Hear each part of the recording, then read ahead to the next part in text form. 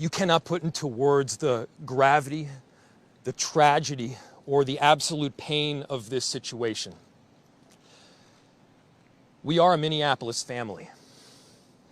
But to everybody out there, do not think of these as just somebody else's kids. Those families are suffering immense pain right now. Think of this as if it were your own. Every one of us needs to be wrapping our arms around these families, giving them every ounce that we can muster. These were Minneapolis families. These were American families. And the amount of pain that they are suffering right now is extraordinary.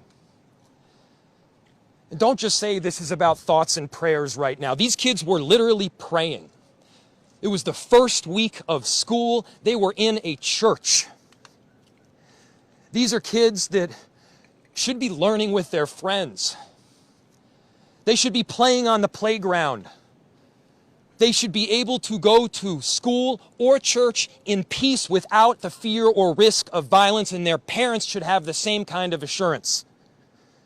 These are the sort of basic assurances that every family should have, every step of the day, regardless of where they are in our country.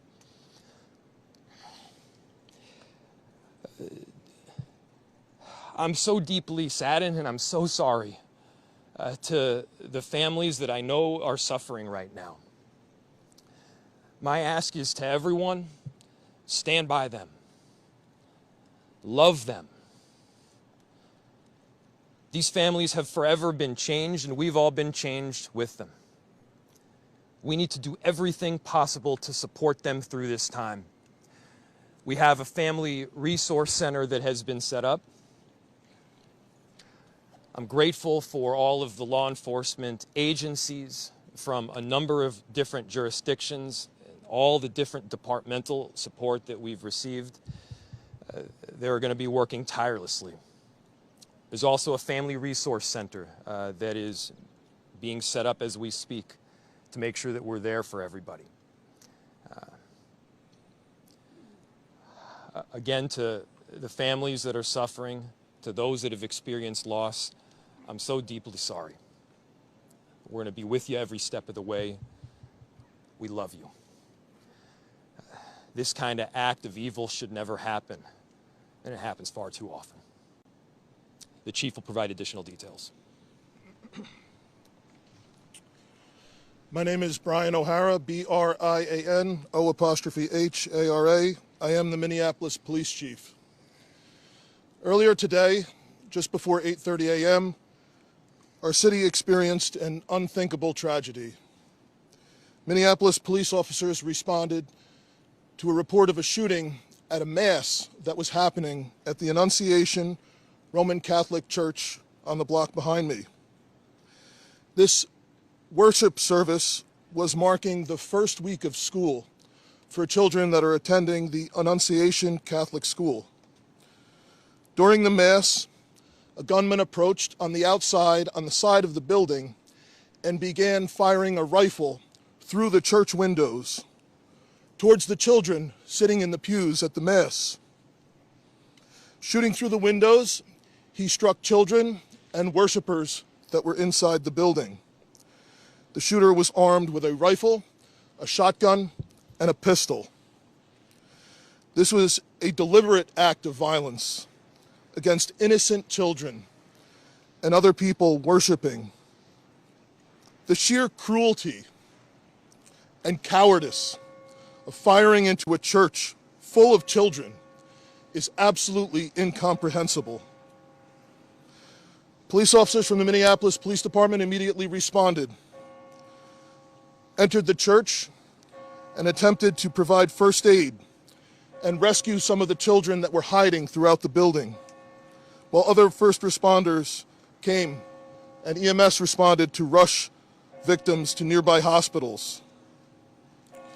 2 young children, ages 8 and 10, were killed where they sat in the pews.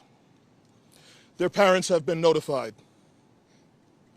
17 other people were injured, 14 of them being children. 2 of those children are in critical condition. The coward who fired these shots ultimately took his own life in the rear of the church. Our hearts are broken for the families who have lost their children, for these young lives that are now fighting to recover, and for our entire community that has been so deeply traumatized by this senseless attack. We will stand together to protect our children, our schools, and our houses of worship. This deliberate act of violence is just a sign of cruelty that is beyond comprehension. Our hearts are broken for everyone that's been affected by this tragedy. As we begin the difficult path of healing, I want the community to know this, that even in the face of such evil, the Minneapolis Police Department and all of our law enforcement partners stand with our community.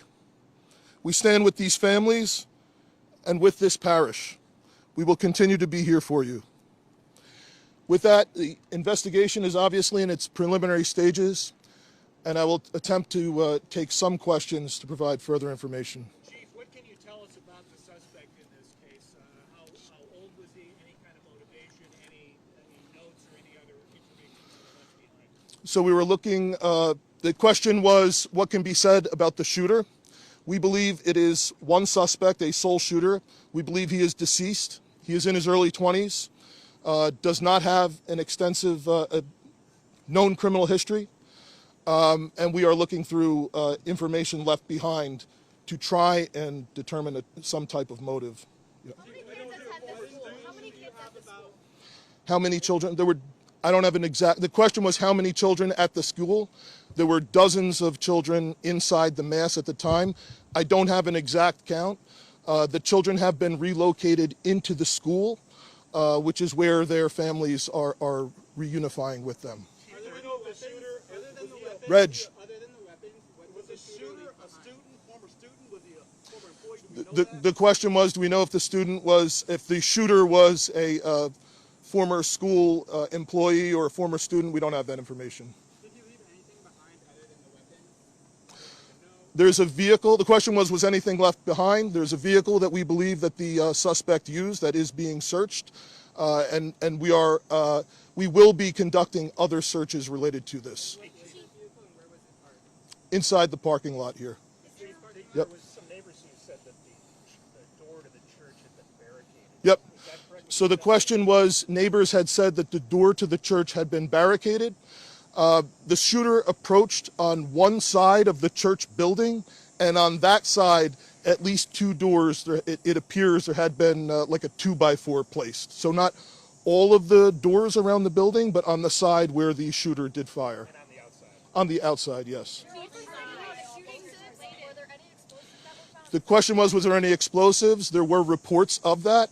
There were no explosives or improvised devices that we found.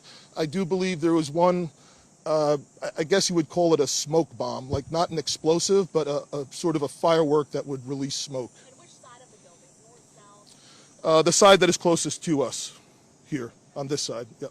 Was the incident related also at these nearby homes? I don't have specific information on that I can release. Gunshot wound, the suspect? The question was, is he dead from a gunshot wound? The answer is yes. We believe he took his own life in the parking lot. Was this outside or both inside that he was shooting? The question was he shooting outside and inside? He was absolutely shooting outside of the building, on the side of the church, inside through the windows. It appears he may have gone inside, but I don't believe we've located any casings inside the building. So I'm not certain if he fired also while inside. It appears, if not all, most of the shooting happened outside the building. Chief, is this shooting related to any other shootings that happened in the last So, 24 hours? yeah, Taylor's asking, is this related to any of the other shootings? This does not appear to be related to any other shooting in the city. Do you know approximately how many rounds were fired? The question was how many rounds? I would say it's in the dozens. We don't have an exact count. There's a sidewalk on the outside as well as a grassy area, so obviously we are going through and taking our time to process the scene. Was he firing just one weapon, like the rifle? The question was he firing one weapon? We believe he had fired all three. He had a rifle, a shotgun, and a pistol. Chief, was this individual licensed to conceal and carry? Did he have any Is were the weapons? Was he lawfully carrying the weapons? I don't have that information, and I don't have any information on any significant criminal history either. Was he dressed at all in any tactical type of gear or anything? It appeared he had some black clothing on, his cargo type pants. I guess you could interpret that as, however you like. All right, Yeah. ladies and gentlemen, thank you for helping us to get the information out today. We have a lot No more work questions? that needs to be done. We will return back later today to provide more details as they become available, and we'll let you know how you can know about that in the moments to come. Thank you. Okay, How can the public help? that's it. Thank you.